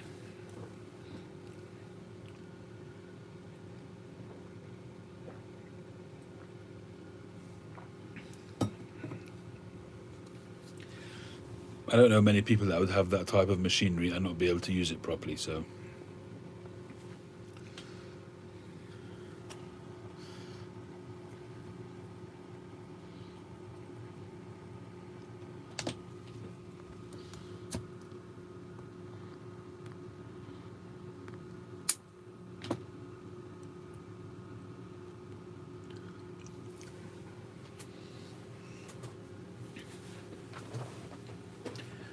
That's true, Chad.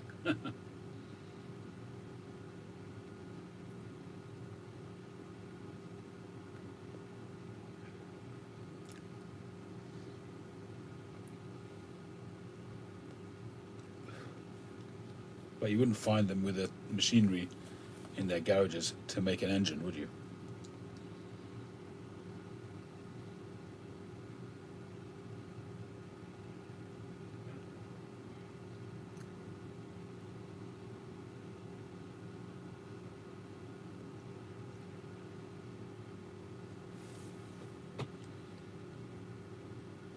I still haven't tried the HH Latakia flake. I've got a tin. I have one tin of it, but I've not tried it as yet. It's funny, my palate has really been dancing around recently. As you know, I've been on this aromatic kick. I haven't enjoyed Latakias that much, but I've been enjoying that recently as well. Enjoying the Virginias. The vapors I haven't really been smoking as much as I used to. But my palate, as I say, has been dancing around a lot. Maybe I should even try a Lakeland blend. No, I'm not dancing around that much.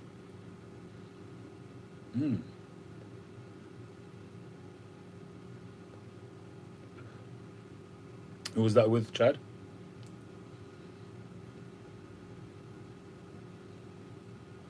Walnut flake. Isn't that called something else now? Is it called classic or something? Is it McBaron walnut?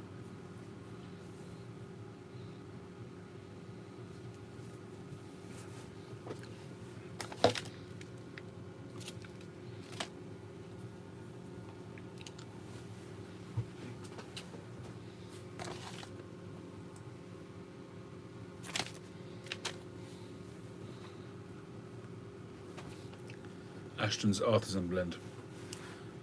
Isn't that a Latakia blend?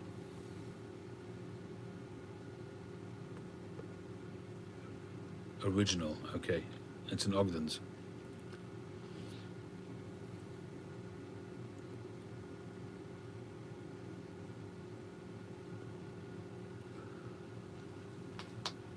Well, isn't Ogden's made by McBaron now anyway? Or by one of the big conglomerates?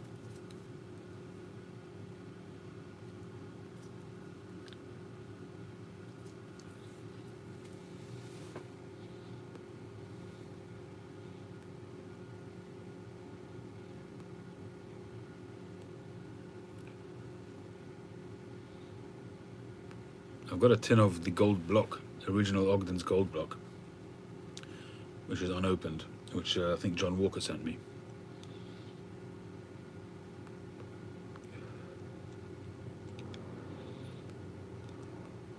Well, Daniel, in the early days I smoked a lot of the aromatics from Northwoods. I was hooked on No Bite Delight. I still have a bit of that left. It must be about 4 years old now.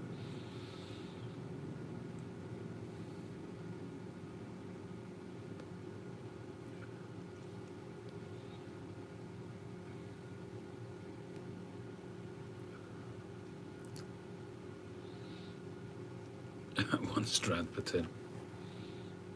There's still a fair bit of Syrian Latakia out there, you know. I mean, there was a whole big run on it when it became known that Syrian Latakia was going to be no more, but I think there's quite a few blends still out there. The Brebria is well known to have had, I think now the newer version has gone over to Cyprian, but for a long time they were still selling it with Syrian Latakia.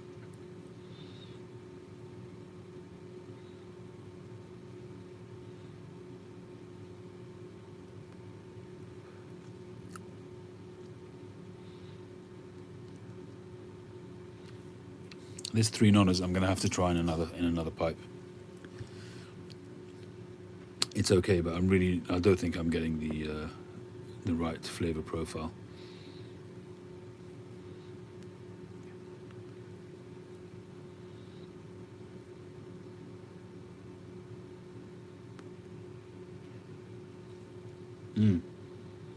Absolutely. I mean, I know that was it McBaron's? One of them had a huge stock of Latakia, of Syrian Latakia. But I think the new Latakia flake, the HH Latakia flake, that's already Syrian, I think.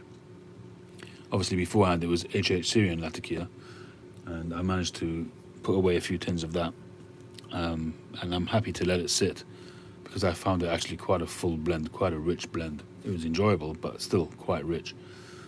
So I'm happy to let that sit.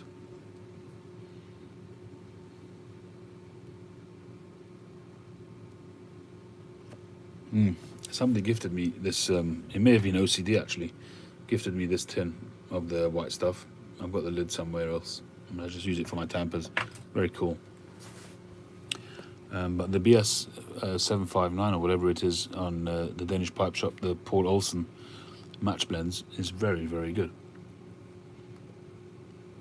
I've got a 100-gram tin which I haven't opened yet. I've got to say that the Paul Olsen blends are really, really good quality. The tobacco is good quality. Even if, you know, some of them you're not going to like the flavors, you know, you can't like every single tobacco out there, but the quality is there.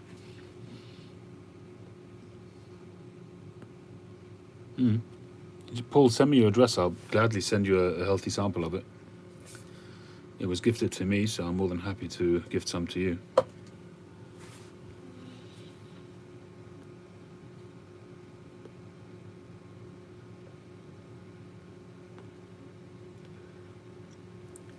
Have I seen your musket cartridge tamper? No, I don't think I have, Chad. Who did you chat with today, Chad?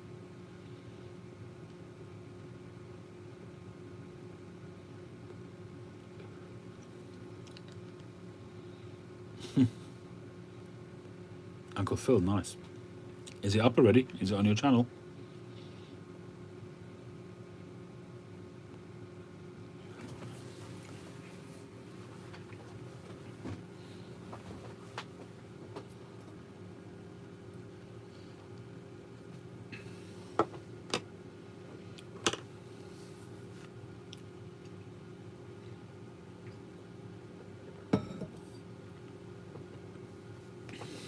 So I'm assuming it is a Perique blend then, seeing as you mentioned it.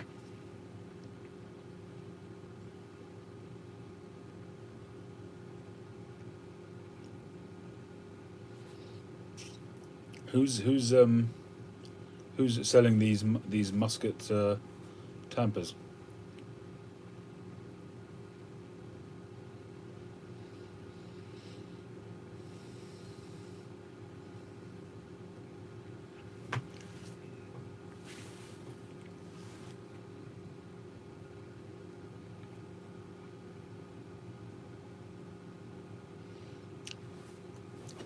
Must be missing out on something. A musket bullet. 410 shell. Who's making these tampers? Well, I've got more than enough tampers. I don't need any, really.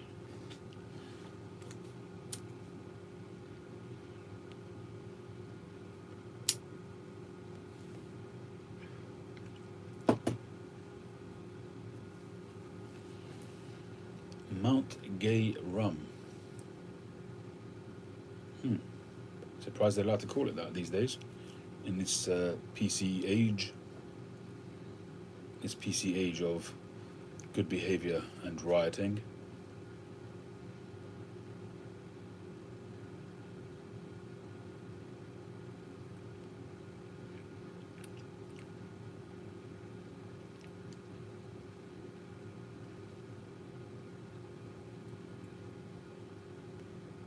Oh, is that a description, Philip, of a situation?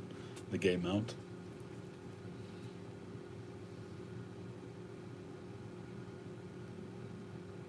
Larry Blackett.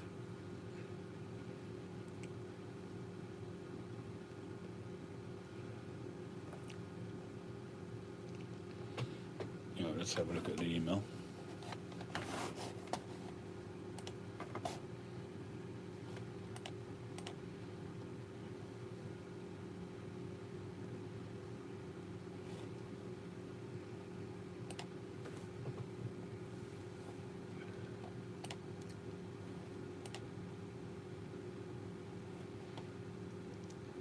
Oh, nice.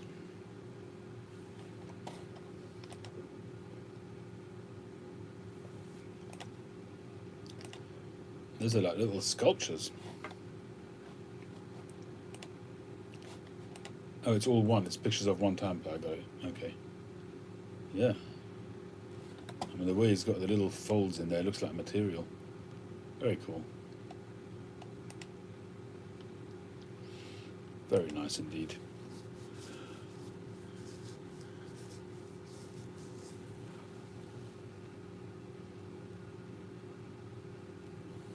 I recently got some stems, acrylic stems.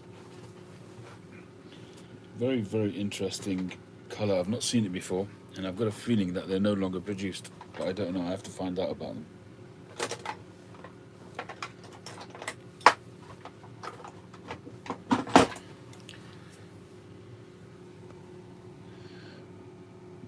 Anybody seen stems like that?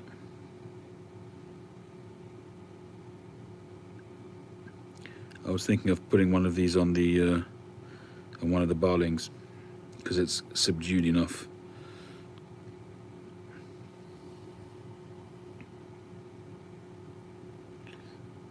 I'm asking anybody. It's almost got like a marbly, sandy kind of effect.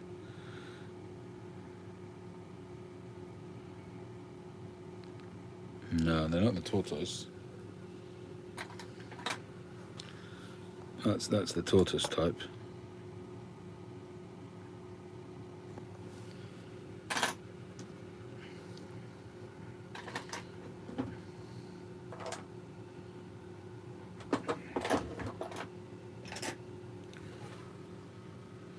And this is a similar but brighter, but really interesting.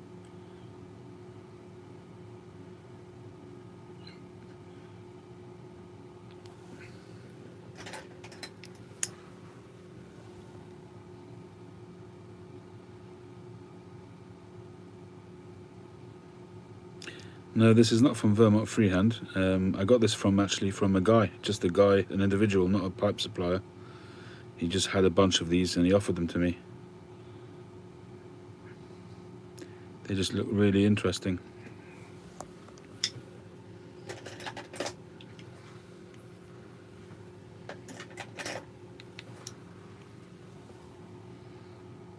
They're all pretty random, you know, these acrylic swirly things. They're all pretty random. Yeah, you might be right, Phil, you know. It does feel a bit softer than acrylic. You sure know your stuff.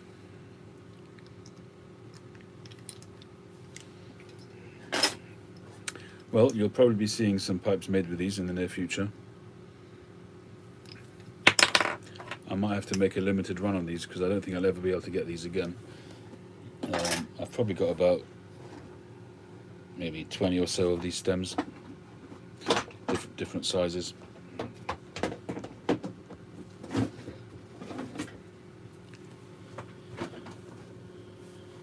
Yeah, Chris Eldridge's stems his stem material is quite revolutionary, I think.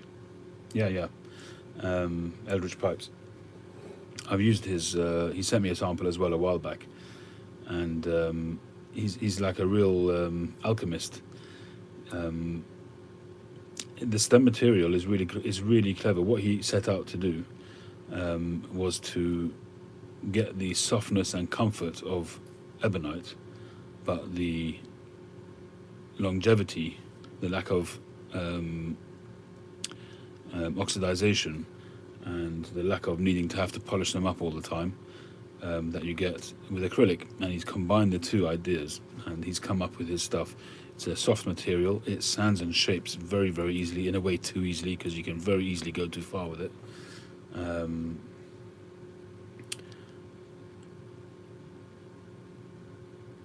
I struggled a little bit with the bending of it, but he has got a video out there showing how to do it.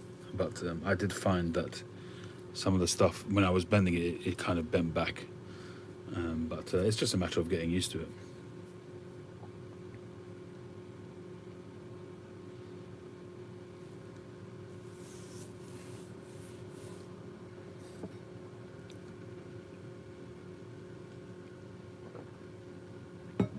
You've used it, Phil, obviously, if you say that. Have you used it in pipes that you've sold?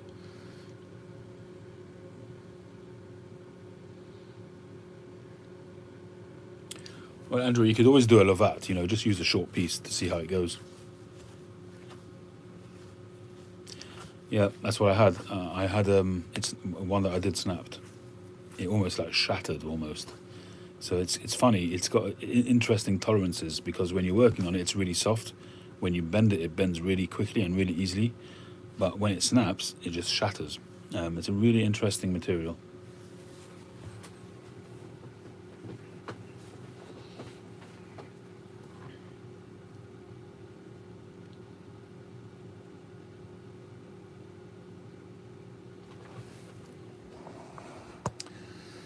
All right, people. Unless anybody's got any particular topics they want to raise, I think we'll call it a day. So if you've got anything else that you want to talk about, I'm more than happy to do that.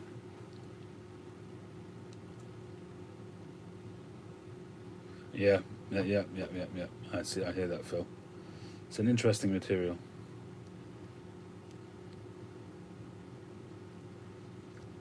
It needs a bit of Datsun 510s. Sorry, no experience with that, old boy. I have driven Datsuns, but long time ago. Long time ago.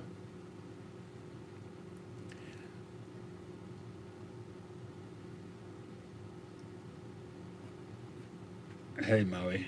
Bye, Maui. All right. Thank you, everybody, for joining. Maui, cheers. Thank you, Philip. I hope your bits and pieces arrive so that you can get your machines back online. Thank you, JBN. Thank you, Josh. Thank you, Andrew. Thank you, Grobnob. Thank you, Daniel. Thank you, Chad. Thank you, Tree. Thank you, Voodoo. Thank you, Tree. Thank you, Boris. Thank you, Paul the Piper. I will look up your email. Thank you. Who else?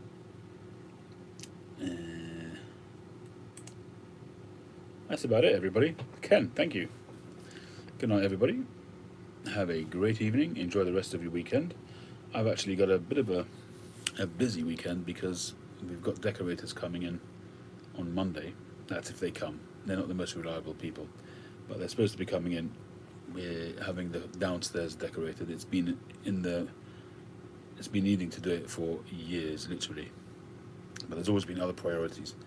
So next week is going to be a bit hectic. My wife is a little bit out of sorts because including in that area is the kitchen as well. So we're going to have very limited access. So I can see in my crystal ball lots of takeout. Anyway, have a great week, everybody. I hope I'll get some time in the workshop, and I really want to try out these new stems. And perhaps I just like the idea of getting this barling up and running and smoking it. The bent one.